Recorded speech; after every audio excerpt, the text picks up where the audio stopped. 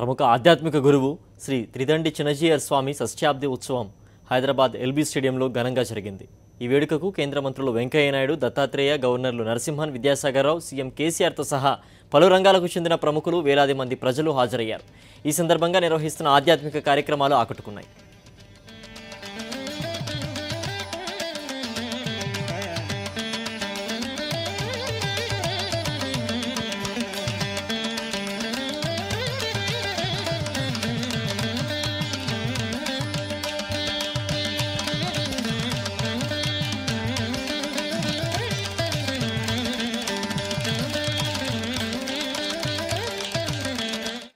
గురువుల యొక్క పాత్ర మన సమాజ జీవనంలో ఎంతో కాలంగా మన అందరం కూడా అనుభవిస్తున్నాం. ఆదికాలం నుంచి, వేదకాలం నుంచి, పుణ్యకాలం నుంచి, పురాణకాలం నుంచి మన పూర్వీకులు అనుభవించి, రంగరించి, మేళవించి మనకు అందించిన వారసత్వం అవుతుందో భారతీయ సంస్కృతి, హిందూ జీవన పద్ధతి, అది ప్రపంచంలో కన్నా ఉత్కృష్టమైనది.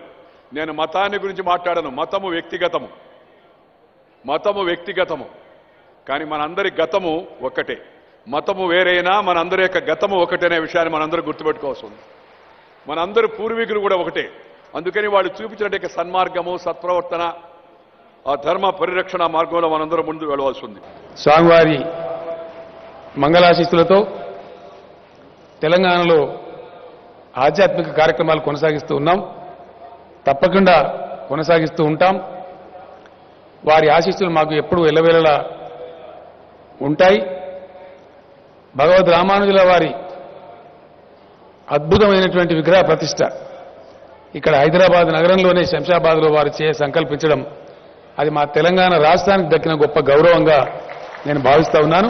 వారి షష్ఠి పూర్తి సందర్భంగా ఈ కార్యక్రమంలో పాల్గొని 4 మాటలు చెప్పేటువంటి ఈ అవకాశం నాకు కలగడం గొప్ప అదృష్టంగా నేను భావిస్తా ఉన్నాను.